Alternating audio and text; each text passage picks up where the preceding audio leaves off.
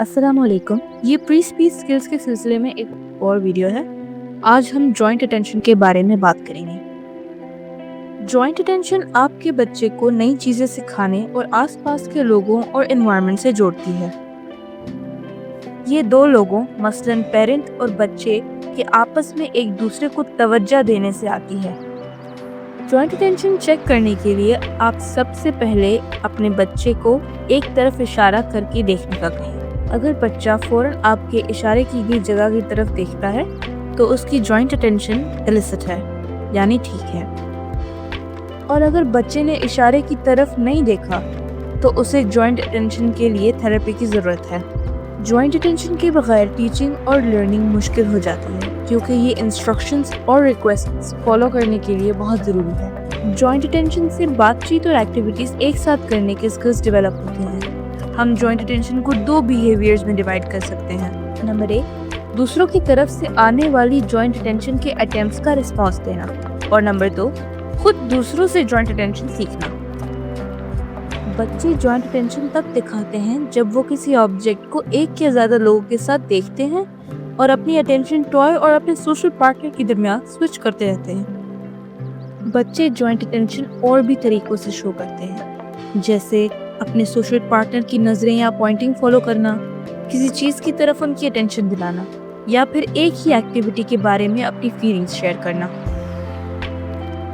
اچھی joint attention کی ایک ایگزامپل یہ بھی ہے کہ جب کوئی بچہ ببلز بلو کرنے والی ایکٹیویٹی کے دوران ایڈلٹ کے ساتھ جوائنٹ اٹینشن شو کرتا ہے.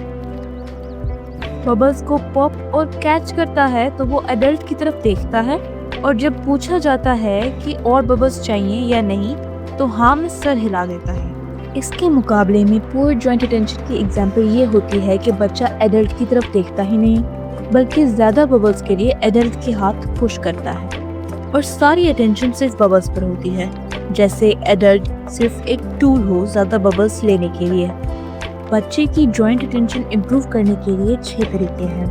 نمبر 1، جو کام آپ کا بچہ کر رہا ہو خود کو جا کر اس کام کا حصہ بنانا. نمبر 2، بچے کے طریقے سے اس کے ساتھ کھیل کھیلنا شروع کر دینا. نمبر 3، موٹیویٹنگ ٹوائز اور ایکٹیویٹیز چوز کرنا تاکہ پلے سٹارٹ ہو. نمبر 4، بچے کے لیول کے قریب آ کر فیس ٹو فیس ہونا اور اس کی پہنچ آسان بنانا. نمبر 5، اپنے جیسچرز اور آواز کو زیادہ نوٹسیبل بنانا. نمبر 6، سب سے آخری اور امپورٹنٹ بات، فن کرنا.